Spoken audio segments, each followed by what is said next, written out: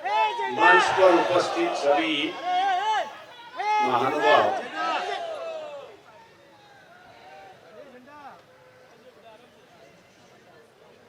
वक्त की पाबंदी होने की वजह से मैं समझता हूं कि काफियों पर अन्याय हुआ है।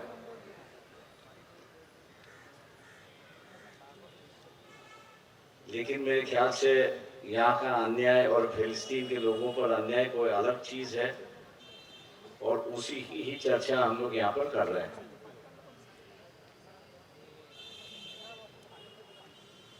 आज इस जनसभा का जो मकसद है फिलिस्तीन में शांति रखने के लिए और केंद्र सरकार जो है इस शांति की पैरवी करे, इसके लिए आज ये जनसभा बुलाई गई है। कई लोग जो है ये एक क्रिश्चियन और मुस्लिम इस तरीके की लड़ाई देखते हैं। नई जनरेशन है, चाहे उनको इसको पता नहीं था कि इजराइल का जो है जन्म है वो 1947 में हुआ है। यूनाइटेड नेशंस का है, 2 रेजोल्यूशन था कि जिसमें फिलिस्तीन और इजराइल दोनों अलग अलग देश रहेंगे, बगल बगल में रहेंगे, उनको कामयाब किया जाएगा। दोनों ने एक दूसरे की इज्जत करके अपना देश चलाना चाहिए।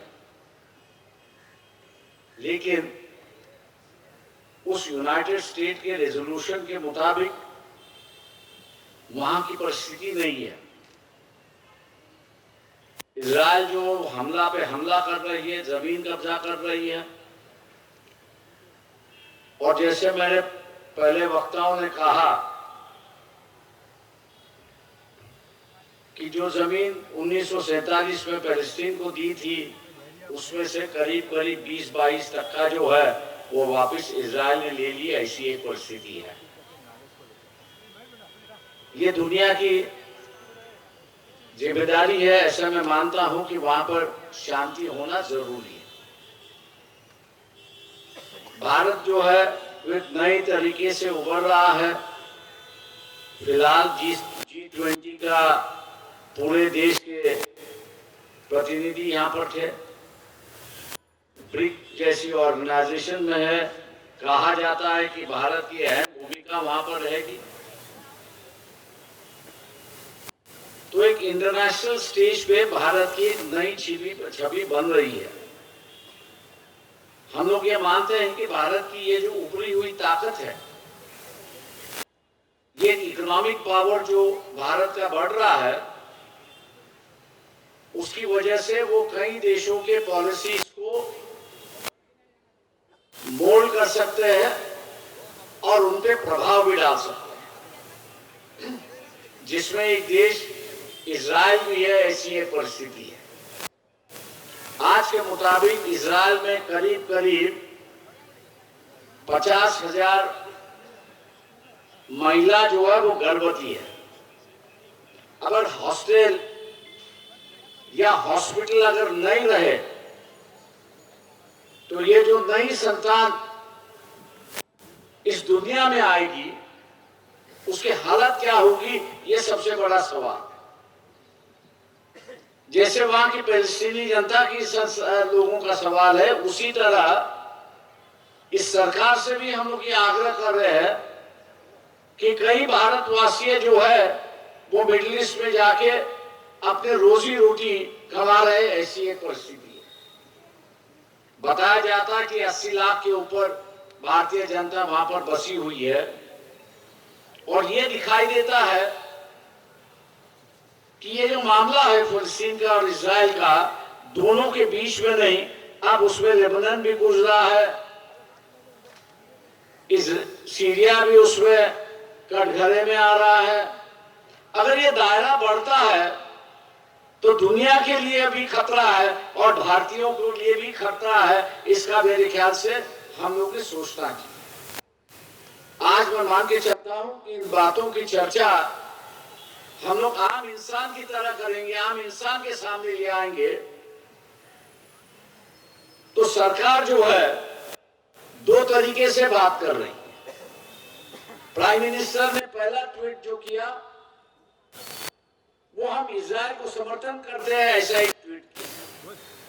उसके 24 घंटे बाद जो कैबिनेट सेक्रेटरी है कि जिसके जिम्मेदारी है कि सरकार की पॉलिसी क्या है वो लोगों के सामने ले आए, 24 घंटे ने उन्होंने ट्वीट करके कहा या प्रेस कॉन्फ्रेंस करके कहा कि भारत सरकार की भूमिका जो है और कैबिनेट डिसीजन जो है कि जिसको आज तक बदलाया नहीं गया है वो ये है कि हम फिलिस्तीनी जनता के साथ में है और उनकी हिमायत करते हैं और उनको पूरी तरह से मदद करते हैं। मैं मानता हूं कि यहां बदलाव की शुरुआत हो चुकी है। उस बदलाव की शुरुआत को हम लोग को रोकना है। अगर रोकना है तो मैं समझता हूं कि यहां आम जनता के माध्यम से ही हम लोग ये रोक सकते हैं। कई जहां पर फिलिस्तीनी लोगों पर दुआ की जाती थी, कार्रवाई की जाती थी, ऐसी एक परिस्थिति है। मैं यहां की सरकार से अपील करता हूं कि कौन किसके साथ में है और कौन किसके साथ में नहीं है, इसके देखने के बजाय हर व्यक्ति इस देश में आजाद है और हर व्यक्ति की आजादी जो है वो बरकरार रहनी चाहिए और वो जिसको किसको दुआ देना चाहिए उसको मेरे ख्याल से डर या धमका के उसकी कोई जरूरत नहीं है। मेरे ख्याल से ये आजाद भारत है और यहाँ का व्यक्ति भी आजाद है, वो अपनी आजादी बरकरार रखना चाहते हैं जैसे लोगों ने यहाँ पर कहा। मैं एक बात कहना चाहता हूं,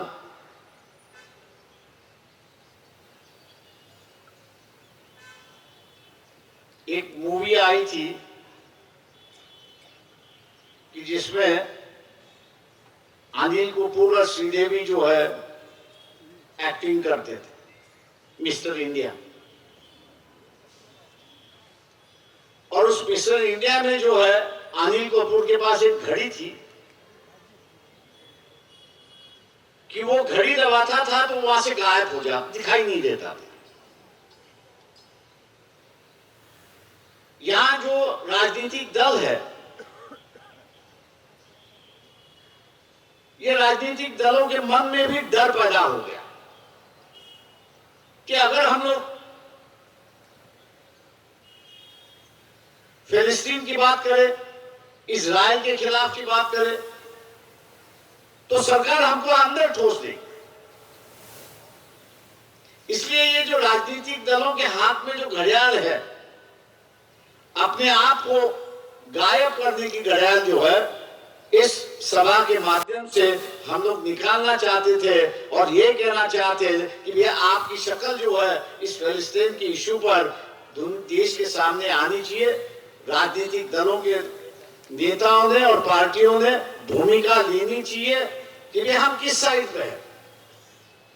मैं उम्मीद करता हूं कि पार्लियामेंट चल रहा है, कांग्रेस पार्टी जो है अपने आप को सेक्युलर पार्टी कहती है, समाजवादी पार्टी जो है वो अपने आप को सेक्युलर पार्टी कहती है।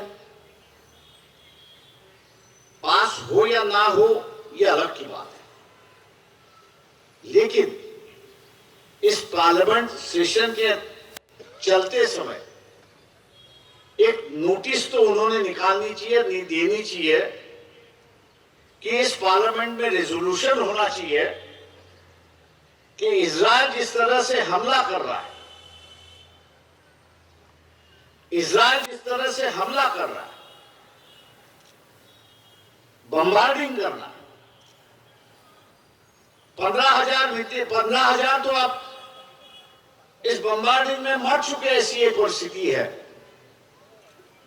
जितने लोग सेकेंड वर्ल्ड वॉर में मरे नहीं उतने ये 50 दिन में गुजरे, ऐसी एक परिस्थिति है। तो भारत सरकार की ओर से एक प्रयास होना चाहिए, पार्लियामेंट चालू होने, तो पार्लियामेंट अब चल रहा है उसमें एक रेजोल्यूशन होना चाहिए कि भैया इजराइल और पैलेस्टीन जो है ये झगड़ा चल रहा है, पैलेस्टीन के ऊपर के लोगों पर जो बम्बार्डिंग हो रही है, इजराइल ने उसको रोकना चाहिए और दोनों भी जो है टेबल पर आके अपनी बातचीत करके अपना हल मसला जो है उसको हल करे। ये रेजोल्यूशन मेरे ख्याल से पार्लियामेंट में होना चाहिए। मैं कांग्रेस पार्टी से और समाजवादी पार्टी से आग्रह करता हूं कि आपके प्रतिनिधि पार्लियामेंट में है, आप उसको टेबल करें। मंजूर होना नहीं होना वहां के दूसरे इलेक्टेड मेंबर ऑफ पार्लियामेंट है, उनका है, लेकिन एक प्रयास हुई, एक कोशिश हुई, ये संदेशा तो जाएगा। आज संदेशा ये जा रहा है कि सरकार की भूमिका, पुरानी सरकार का जो कैबिनेट डिसीजन था वो पैलेस्टीनी लोगों के साथ में है, लेकिन यहाँ की सरकार चुप बैठी हुई है। मेरे ख्याल से ये जो चुपकी है, ये चुपकी हटानी चाहिए, और यहाँ हटाने की जिम्मेदारी मैं ये मानता हूँ कि कांग्रेस पार्टी की है और समाजवादी पार्टी की है। एक रेजोल्यूशन तो भी वो मूव करे। ऐसे में आप लोगों से, कांग्रेस के नेताओं को अपील करता हूं, ऐसी एक परिस्थिति है। रही दूसरी बात, यहाँ पर मैं आपसे ये कहता हूं कि आपके मन में डर जरूर होगा। वैसे सभी के मन में डर है, ऐसा नहीं है। मौलाना दरियापुर ने यहाँ पर जो है, और दूसरे इन्होंने नक्सलवादियों की बात की। आप पे जिस तरह से अत्याचार नहीं हो रहे, उससे ज्यादा अत्याचार उन पर हो रही है कि उनके यहाँ खनिज है, उनके यहाँ पानी है, उनके यहाँ बिजली है, उसको चुराना है, और उन चुराने की वजह से उनको गोलियां मार दी जाए। आपको सिर्फ यहाँ पे धमकाया जाता है। वो जिस तरह से लड़ रहे, जिस तरह से जूझ रहे हैं, मैं यहाँ बैठे हुए सभी लोगों से कहता हूं कि हम लोग भी यहाँ पे लड़ना चाहिए, जूझना चाहिए, और जो जालिम दिखाई देता है उसके खिलाफ हम लोग ने आवाज उठाना चाहिए और उसको सफाया करना चाहिए। अगर हम लोग डर के बैठेंगे, भय होके बैठेंगे, तो जालिमों की ताकत वहां पर बढ़ती है। और ये कहता है कि भी इसको और डराओ तो ये और डर जाए। अगर यही हम लोग ने कहा कि हम डरने के लिए तैयार नहीं है, हम अपनी बात खुल कर रखेंगे और जो हमको कहना है वो कहेंगे, तो मैं ये समझता हूं कि जो जालिम है वो अपने आप डरता है, क्योंकि हम जैसे जिंदा रहना चाहते हैं वैसे वो भी अपने आप को जिंदा रहना चाहता है। और इसलिए कहीं ना कहीं तो भी एक समझौते की बात होती है, एक शांति की बात होती है, और उस शांति की बात को लेके मेरे ख्याल से हम लोग को आगे बढ़ना है। मैं आज आप सभी लोगों को शुक्रिया करता हूं। ये पुलिस ने हमें कहा कि इस इशू को आप मत उठाइए, तो पुलिस वालों से हमने कहा आप सिर्फ ये मुसलमानों का मामला है, इसको मत देखिए, ये सिर्फ मुसलमानों का मामला नहीं है, ये देश का मामला है। 80 लाख लोग, 80 लाख भारतीय जो है वो मिडिल ईस्ट में है। 80 लाख भारतीय जो है वो मिडिल ईस्ट में है। अगर इसका दायरा बढ़ा, इराक आ गया, ईरान आ गया, सभी देश वहां पर आ गए। 80 लाख लोगों को यहां पर ले आना, उनको सुरक्षित रखना होगा। अगर उनको सुरक्षित रखना है तो सरकार की तिजोरी आधी खाली हो जाएगी। जो कच्चा तेल आता है वो कच्चा तेल महंगा हो जाएगा, महंगाई बढ़ती रहेगी, जंग वहां पर होगा, लेकिन तकलीफें यहां पर होती रहेगी। और इसलिए हम इसको सिर्फ मुसलमान का इश्यू है इसको ना समझे, ये दुनिया का इश्यू है, एक आम इंसान का इश्यू है, एक शांति का इश्यू है। और इसलिए हम लोग जो है ये शांति सभा यहाँ पर सभी धर्मों के लोगों को लेके करना चाहते हैं। वो पुलिस की हम लोग की बात सरकार ने मानी, पुलिस की बात मानी, परमिशन दिया, और आज की जनसभा हम लोग यहाँ पर कर रहे हैं। मैं उम्मीद करता हूं कि इस सभा के माध्यम से मैं 2 चीजें अपेक्षा करता हूं। एक तो है कि आपके मन से डर पहले निकल गया होगा, एक है। दूसरा जो है, जितनी भी सेक्युलर पार्टी है और ये सेक्युलर पार्टी के जितने भी इलेक्टेड मेंबर ऑफ पार्लियामेंट जो है, चाहे मंजूर हो या ना मंजूर हो, हाउस में जो है इजराइल और पैलेस्टीन में पीस होना चाहिए और उसके लिए दोनों देशों के बीच शांति सेना भेजनी चाहिए। इस तरह का रिजोल्यूशन पार्लियामेंट मंजूर करेगी, यही अपेक्षा मैं करके मैं अपनी रजा लेता हूं। बहुत मुख्तसर थी, दुआ होगी कोई जगह से ना उठे। जिस संविधान ने हमें आज इस आवाज उठाने का मौका दिया, उस संविधान का प्रेमबल जो है उर्दू के अंदर पढ़ा जाएगा। और मुख्तसर सी बात आप याद रखना, जब भी जुल्म हुआ, सतारा के अंदर नूरुल हसन मारा गया, सबसे पहले बाला साहब अम्बेडकर ने जाके आवाज उठाई थी। ये जो माहौल आप देख रहे हो, फलस्तीन के हक में आवाज उठानी थी, सबसे पहले बाला साहब अम्बेडकर आए थे। अब हम जब पुलिस स्टेशन जाते हैं, परमिशन लेके दिखाते हैं, प्रोग्राम करके दिखाते हैं, अब जिनको तुम्हारे वोट चाहिए वो जाएंगे और पुलिस को कहेंगे उनको कैसे परमिशन दी, अब हमको दो। लेकिन सबसे पहले वाली में कोई उतरती है तो वंचित बहुजन आघाड़ी है। हम इस चीज को पूरे दमखम के साथ कबूल करें कि ये मजलूम कौम से आने वाला नेता है और मजलूमों के लिए आवाज उठाता है। और ये मुसलमानों, तुम्हें तुम्हारे मजहब के ऑर्डर है, तुम्हारा कुरान तुम्हें कहता है कि तुम्हें मजलूमों के हक की लड़ाई लड़नी है। लिख लो, किसी के जुल्म को और किसी के अत्याचार को डर के हमें किसी को वोट नहीं देना है। हर मसले का हल सियासत के गलियारों से जाता है। सियासत के गलियारों के अंदर अगर ये मुसलमानों का और मजलूमों का इत्तेहाद होगा तो इंशाअल्लाह ताला तारीख कुछ और लिखी जाएगी।